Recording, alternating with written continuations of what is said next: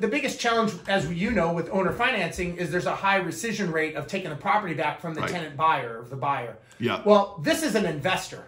They care about their credit. They want it for the asset. So it's a different breed. So we thought, why not go to the person that has good credit? They just can't get a loan because of their geographic location. They're financially solid.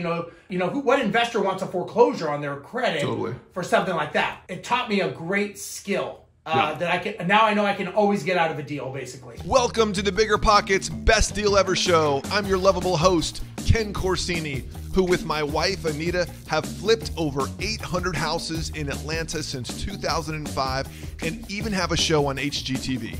But this show isn't about us. It's about all the amazing real estate investors out there that are crushing it. It's about their stories, their best deals, how they sourced them, how they funded them, and what we can learn from their experiences. This is the Best Deal Ever show. Hey BiggerPockets community, before we jump into this video, I want you to take 2 seconds and go to biggerpockets.com/best deals to reserve your copy of my new book, Profit Like the Pros. Between the bonuses we're giving away and the content in the book, I promise you will not be disappointed.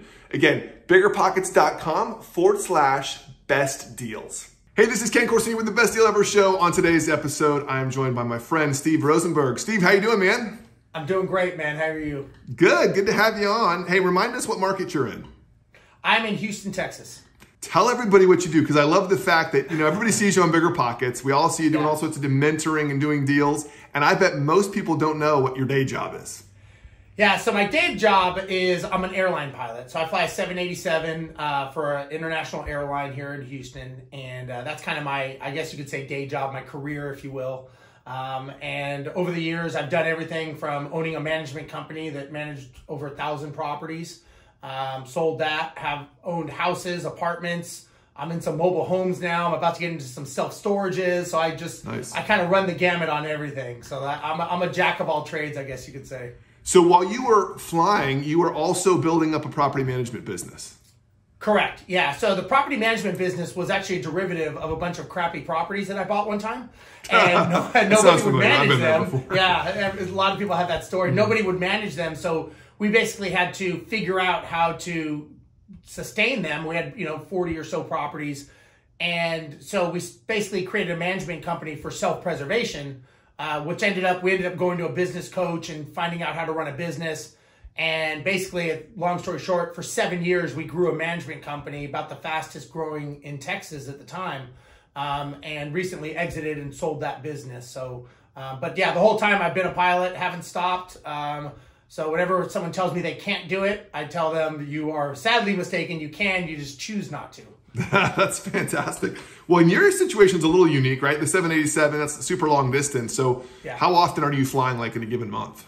I fly maybe 3, maybe 4 times a month. And as you said, it's a little unique because, I do a lot of stuff on podcasts and videos. So wherever I am, or if I'm mentoring or coaching someone, I can do it via video. So I've done a lot of tours in Australia. So when I was doing the route to Australia, I would actually coach and mentor people in Australia and Sydney when I would lay over. So I'd kind of double dip a little bit, but to me, you might as well capitalize on the events and unfold in front of you. That was something that unfolded in front of me. I'm like, hey, I can capitalize on this. I'll start coaching down here. And so I did. That's amazing. So the airline's paying you to fly to Australia, which is already pretty cool. Yeah. And then you're on a layover for 2 days and you get paid to coach while you're there and then jump on an airplane and come back. Yeah. And I actually had some large franchise offices actually pay to fly me to other cities while I was on layover, to actually, like Melbourne and Brisbane. So I would actually fly. They would pay for me to get there, put me up in a hotel. So I kind of had 2 hotel rooms. I would speak at a conference, or I would coach or mentor someone that they wanted me to. Then they'd fly me back to Sydney. I'd show up the next morning in my pilot uniform, and then we'd fly on out. That's amazing. And so still, I mean, you've sold this business and you're still today flying a couple times a month. Yeah, to me, it's the love. I love it. People always ask me, why do you keep doing this? In the, people in real estate, why do you still fly? And I tell them, you don't understand. Like, you don't get to this level of being a pilot and just quit, in my opinion. Yeah. And I think that because I have a lot of real estate and I've got other assets, I don't have to depend on the job. I know what it is. I'm a cog in a wheel. I get it. I can be downsized, closed down, shut down, whatever, but I'm not relying on it. And I think that is the mindset difference between myself and a regular employee. I do what I love, but I don't depend on that to support me. I've taken matters into my own hands. I've learned real estate. I've done all these other things, and that is what actually will provide for me. Well, so over those so many years where you're building up that big property management company, I'm sure you were building a portfolio for yourself. What kind of deals were you doing? Like, what's your most of your experience in terms of real estate? Well, when I first started, I got into wholesaling. I was probably one of those chicken littles that was a little bit afraid to buy a property. This was after 9/11, so there was a lot of furloughs and downsizing. So I was a little bit afraid, personally, to be honest, that I would put some money out and not have a job. Yeah. So I was like, okay, I learned how to wholesale. It wasn't called wholesaling back then, but I learned how to option contracts. And the biggest skill I learned was how to communicate. And so I took a lot of classes on negotiation, on classes on how to speak and communicate. And I learned that communicators are actually the highest paid people on the planet if you know what you're doing. And everything we all do, make no mistake, is communicating. Whether you're talking to a tenant, contractor, vendor, it's all the same. So I did a lot of wholesaling. I got very, very good at it. I made so much money doing it that I went into partnership on an apartment complex. Bought an apartment complex, owned that for a couple years in a partnership. There's about 4 of us. Sold that and then got into single family houses. Gotcha. So I've done the single family, and I've done subject to, I've done, double closings. I've done everything you can imagine, probably 80% wrong, 20% right. But I've pretty much dabbled into everything you could probably imagine. Yeah. Well, you've been in real estate as long as you've been in. That's sort of the case for a lot of us. You sort of you navigate your way through it. Yeah, you see opportunities arise and you look at them, and sometimes it's ego, right? Unfortunately, we let our ego decide, which is not ever a good way to go, but sometimes we do that. And you play it out, and sometimes it works well, and other times it teaches you why you don't let your ego make decisions for you. This is true. Well, which is a good segue into, let's talk about your best deal. I'm sure all the deals that you've done over all these years, there's got to be one in particular that stands out as your best deal. Yeah, I would say my best deal, it's an interesting question, because it was not a deal that I would say was my best deal, but the lesson that I learned made me hundreds of thousands of dollars. It actually saved me from losing hundreds of thousands of dollars, I would say. So we had a property in Houston, Texas that was it was a lipstick on a pig type property. It was a horrible property. We ended up fixing it up, rehabbing it. We were about 50% equity position on it. It was probably worth about 120. We were into it for about 50 or 60. And we decided that the only way we would sell this in this neighborhood is we would learn how to owner finance. So we learned how to owner finance this property, and we were very successful with it. And then we learned how to sell the note. So that was another lesson we learned. And that would have been a win, except what I did is we had a large amount of our portfolio was not doing very well. They were low income properties. They were not making money. They were drowning us. And we couldn't sell them because it was 2010. So nobody could get a loan on these properties. Right. So like everything, we had to audibilize. We had to figure it out. And at the time, the Canadian dollar was very strong compared to the U.S. There's a lot of Canadians coming in buying real estate, and a lot of them wanted to own, but they couldn't get a loan in the U.S. So I kind of sat back and I kind of thought of their problem, our solution, and I realized that if I owner finance these properties to the investor, and now this was a management company that we still managed the asset, so we still had control of the asset. We actually just owner financed it to the Canadian investor.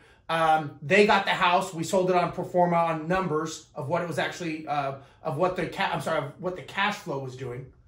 So they were satisfied with that. We told them we would continue to manage the asset for them, and we ended up being able to sell about 20 properties that way, which we would have lost money, and we ended up making, I would say, probably close to $400,000 on the upside of this just by thinking a little bit different. So it wasn't a big win for the first property, but that education really carried me through to very, very knowledgeable, and it really was a win-win for everyone. So this is a great segue into talking about having multiple arrows in your quiver. When you get that's the whole thing about real estate. If you're educated and you get stuck, you're in a bind, there should always be a plan B and a plan C and a plan D. And this is an excellent example of like defaulting to what's my plan B? How do I get out of these crappy houses and not lose my shirt? And you didn't just lose your shirt, you actually made money, it sounds like. Yeah, and that is so true. And I never really thought of an exit strategy. No one ever asked me, how would you exit a deal? Let alone, no one ever asked me, what's the goal of buying these properties? Because I probably would have never bought them, but another conversation. But yeah, I learned that, you've always got to keep this tool chest on your side, and you have to, and it may, maybe experience gives us that opportunity to know, because now I can look at a deal and I can say, you can exit this way, you can exit this way, you can exit this way. And people look at you like, how did you know this? Well, it's experience, right? Because we've swung the golf club enough times that we kind of know how to golf. Yep. And, in this scenario, I would say, like you said, having these multiple exits is so important, because you don't know when you're going to need it. And when you need it, that is not the time you should be learning it.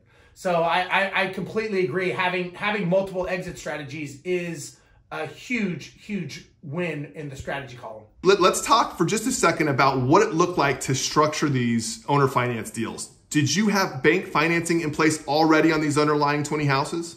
We did. We had bank financing. We had a small commercial bank, local bank, that financed these. So we were doing, they weren't exactly commercial loans, but they were that gray, at the time, it was that kind of gray area where we purchased bulk properties.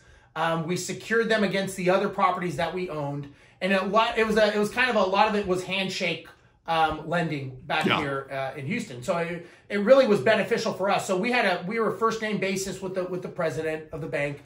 And so we actually went in and told them, we said, listen, here's what's going on. Here's what we can do. Here's the option. Are you guys okay with us doing a wrap mortgage? And okay, so you asked permission. Yeah, and they were we actually asked. We actually went up to them and asked them, and we thought this could go either way. And we just thought, you know what? There's something to be said about asking for forgiveness and permission. And if it was a big lender, then I could see that as it. But this was a small local. Yeah. They had trusted us. It was more of a relationship. We had a lot of other real estate with them. Gotcha. So we didn't want to soil that relationship. Totally. So to me, having that relationship in real estate, a lot of people don't realize that, being in real estate is all about relationships. And if, the last thing we wanted to do was burn that bridge by just not telling them. And it worked out. We told them the risks. We still said that worst case scenario, we put a clause in the agreement that because we were managing the asset, that if they stopped paying, we would redirect the funds and we would basically recontrol the asset again. Oh, nice. So because think about it, all the rent came to us. Yeah, and then as the management company, we did the disbursements. Yep. So if they stopped paying us the mortgage payments, we would just redirect the funds and then we would still get paid and then we would foreclose on them. That makes sense. So, and again, it was all very clear and upfront. And I just think sometimes, the more upfront and direct you can be on some of these situations, especially when it's out of the box, totally. The human nature is that whenever anything is weird, your brain shuts down and says, no, don't do it.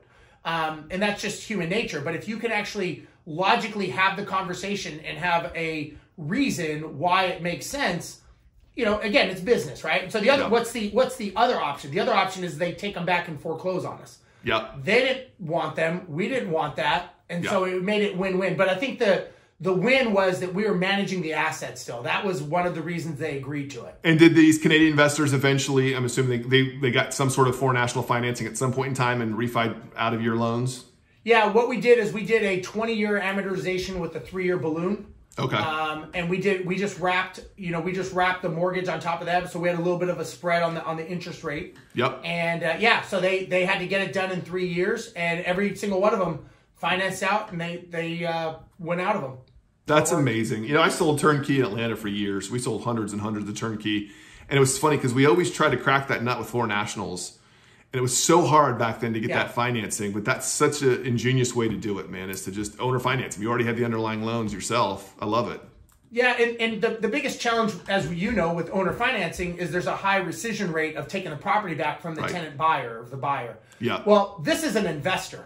They care about their credit. They want it for the asset. So it's a different breed. So we thought, why go to the tenant buyer, if you will? Why not go to the person that has good credit? They just can't get a loan because of their geographic location. They're financially solid. We did everything with them. We had a conversation, looked at their financials. And again, we're getting someone responsible on the upstream. They don't want that. What investor wants a foreclosure on their credit for something like that? And so, it made it much more logical for that. And again, it taught me a great skill that now I know I can always get out of a deal, basically. Yep. I love it. So high level, what's the takeaway? Somebody's listening to this and maybe they're in a bad situation, or they're thinking, hey, maybe this is a strategy I should look into. What's your advice for somebody kind of from the outside peering in? That's a good question. And I put myself in many bad positions. And sometimes throwing noodles against the wall to kind of see what sticks is the best solution to be able to have some time to think. I mean, a lot of times we're so fast doing things, you almost have to slow down to speed up. Yeah. And I think a lot of times we want to be in such a rush to come up with a decision. This evolved over a couple of months of us looking at it. And, you have to keep asking yourself how questions, in my opinion. We could say, why are we losing money? But that's what's called a closed loop question. It makes you defensive to answer it. So if you have a business partner like I did, we never tried to ask ourselves, why did we buy these properties? Why are we losing money? It was like, okay, how do we get out of this situation? So we can either talk about the problem, which a lot of people focus on the problem, or we can say, let's focus on a solution. We know what the problem is. We have bad properties. How do we get out of this? And how do we get this to be a win-win? And if you keep asking yourself that how question, you will come up with an answer. It may not be the right one first time around, but you keep asking that question, you will get a logical answer and you will figure a solution out of it. And sometimes it helps to have a partner too, where you're not just stuck in your own head trying to think through something. You got somebody you can bounce it off of, and eventually you come to the right solution. Yeah, and I tell people all the time that people that I help, and I explain to them, if you don't have a board of director, meaning a spouse or significant other or other business partner, have an accountability partner. Have a accountability board. Have someone that owns a business say, listen, I just need someone that's accountable, where let's create a P&L. I'd like to share my P&L statement with you. I want to be very transparent. I want you to ask me tough questions. We check the egos at the door. Let's have a business conversation. And they're going to see things that you can't see. It's that, that 10,000 foot view versus, weed level. Totally. And a lot of times, a lot of people, we don't want to show our weakness. So we don't want to have that accountability partner, because you have to show them where your business is failing. But that's ego. Again, that goes back to ego. And I think that if you can create that board of directors, we had board of directors at our business, and knowing that we have to show up with our numbers and we have to basically explain what's going on. Are we hitting our goals? Are we on target, off target? What are we doing to get on target? There's a lot to be said with that, just having someone that you're accountable to. And I think that I would strongly recommend for anyone watching, create that if you don't have it already. Dude, that's a really good point to end on. Don't try to exist in a vacuum. It doesn't make sense to operate your business on an island. Yeah. So that's a good reminder. Steve, thanks so much for coming on, man. Really appreciate it. Thank you, man. Appreciate it. All right, take care. Thanks for listening to the Best Deal Ever show, brought to you by BiggerPockets. If you've been energized, entertained, or enlightened by today's show, please feel free to hit the subscribe button. You can also follow me on Instagram and Twitter at Ken Corsini, or check us out online at redbarnhomes.com. And don't forget, one man's best deal ever may be the inspiration you need to create your next best deal. So, hope to see you on the next episode.